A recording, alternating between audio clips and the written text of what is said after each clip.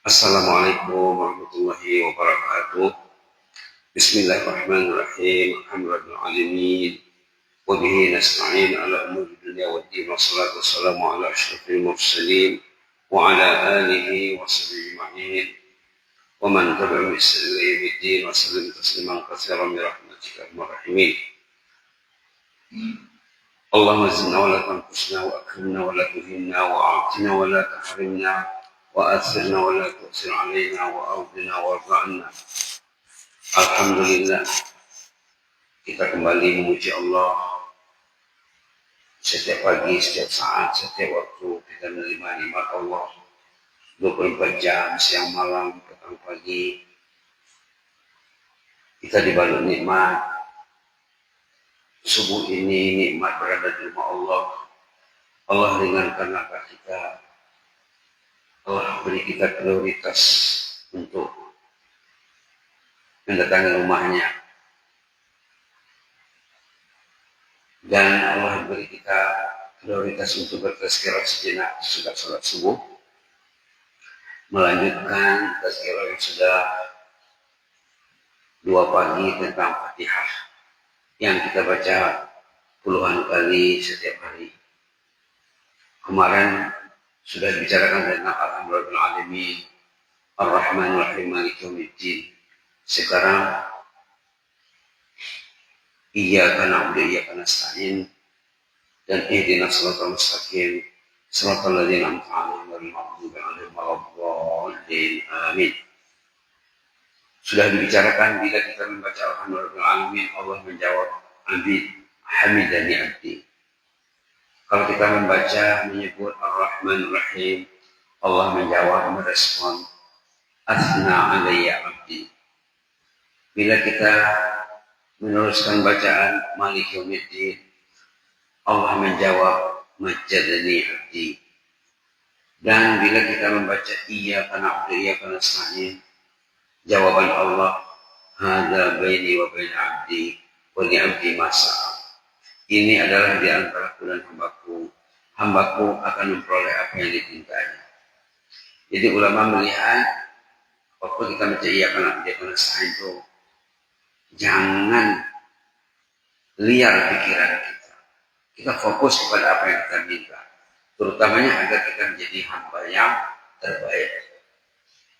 Yang sudah dalam hadis, Allahumma inna ala dzikrika wa syukrika wa husni ibadatik. Karena hidupnya ibadah ya. Seterusnya ihdinas shiratal mustaqim, shiratal ladzina an'amta 'alaihim ghairil maghdubi 'alaihim waladdallin. Ini jawabannya Haza li abdi wa li abdi masa. Ini adalah untuk hambaku akan memperoleh apa yang dipintanya. Ini inti doa Al-Fatihah.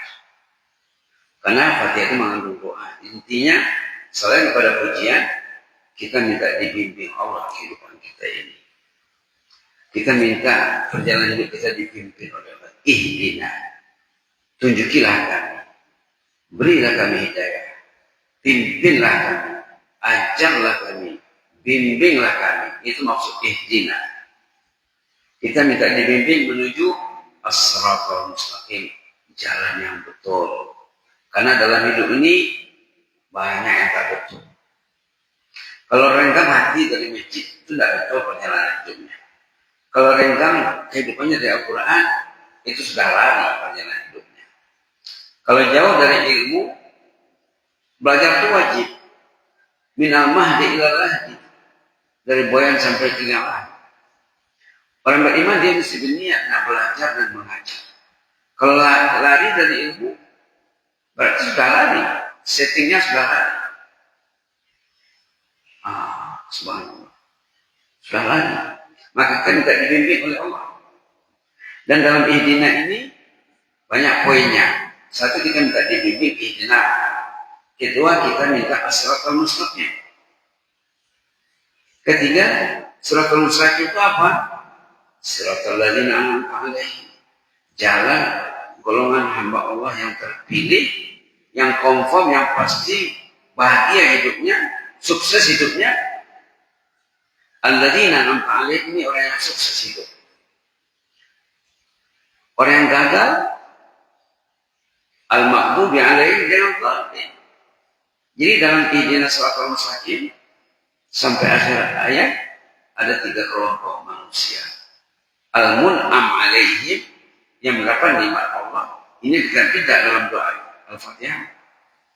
Ini diuraikan dalam surah An-Nisa ayat 9.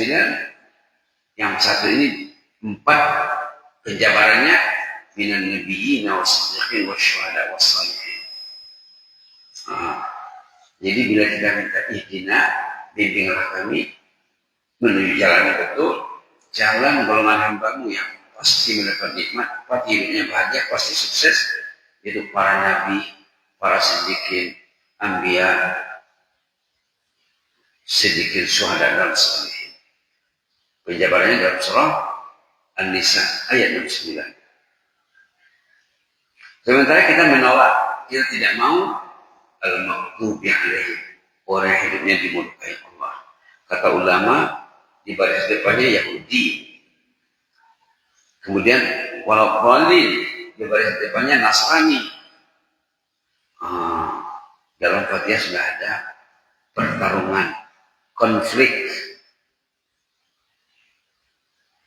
antara penegak kebenaran dengan penentang kebenaran. Penegak kebenarannya an'amta alaihim, penentangnya maghdubi alaihim waladhdallin.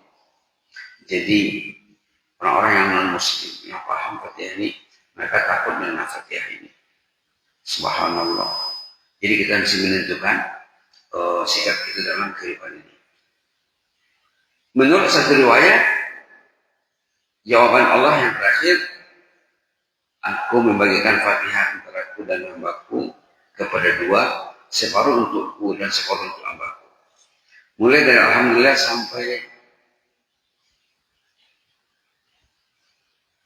sampai Maliki Yaumiddin, itu untuk hambaku. Seterusnya untuk aku kata Allah. Baik, sekarang pula nama-nama Fatihah. Diambil pada kitab Qurtubi jilid 1 halaman 111-119. Nama Fatihah tertera dalam buku tafsir antara lain As-Salah. Satu antara nama Fatihah As-Salah atau salat. Artinya doa. As-Salah di sini berarti doa. Karena salat itu sendiri artinya doa.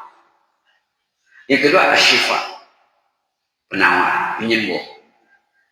Ketiga Fatihatul Kitab, pembukaan Al-Quran. Ketiga Kafiyah, pencukup. Kalau kita paham Fatihah, kita mendalaminya, cukuplah kita untuk selamat hidup. Yang keempat, Ummul Kitab, induk kitabullah. Ummul Quran yang kelima. Ruqyah yang keenam. Wafiyah yang ketujuh. Kafiyah yang ke-8. Jadi ada 8 nama Al-Fatihah yang tertera dalam kitab Tafsir Al-Qurtubi. Nama bukunya Al-Jami' li Ahkamil Quran. Sementara yang populer dan terkenal sekali adalah Al-Fatihah ataupun Ummul Kitab ataupun Ummul Quran, Syifa juga dan Ruqyah juga. Masing-masing nama ini ada kisahnya, terutama tentang Ruqyah. Ruqyah pernah sahabat Nabi bersama Rasulullah dalam suatu perjalanan. Jadi ada orang minta diobati dari masalah yang dihadapi. Lalu sahabat Nabi membaca Fatihah untuk kesembuhan orang yang bermasalah tadi. Ternyata sembuh. Rasulullah memberi komentar, kan Fatihah itu ruqyah. Terakhir sekali dalam kitab Tafsir Qurtubi juga seorang mufassir atau ulama tersohor namanya Al-Muhalla mengatakan kalau kita membaca Fatihah kita bisa fokus, terutama waktu membaca Iyyaka na'budu wa iyyaka nasta'in, kita fokuskan hajat dari sana, sama ada di luar sekolah atau dalam sekolah.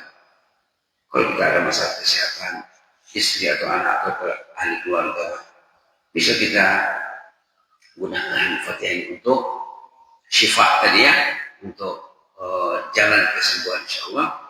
Pas kita baca Iyyaka na'budu wa iyyaka nasta'in, kita fokuskan hajat kita di situ, kata Imam Al-Muhallab. Sementara ulama lain katanya Fatihah itu semuanya ruqyah, semuanya penyembuh, tidak mesti fokus dalam atau semasa kita baca iya karena iya karena nasta'in. Mudah-mudahan bermanfaat ya. Mungkin besok akan disorot lagi tentang Fatihah, kita ambil pada sumber lain, tafsir lain. Ini kita ambil pada hadis Nabi ditambah dengan tafsir Imam Qurtubi. Banyak tafsir Al-Quran yang menyorot, yang patut kita kemukakan, yang menyorot Al-Fatihah. Mudah-mudahan kefahaman kita, pemahaman kita, pengertian kita kepada Fatihah semakin meningkat. Jadi kalau sudah begitu, kita semakin bisa berusaha untuk meningkatkan kualitas khusyuk kita, kemanisan sholat kita. Mudah-mudahan nilai kita insya Allah semakin meningkat. Jazakumullah khairan. Inni udukum fillah wa astaudirukumullah. Wassalamualaikum warahmatullahi wabarakatuh.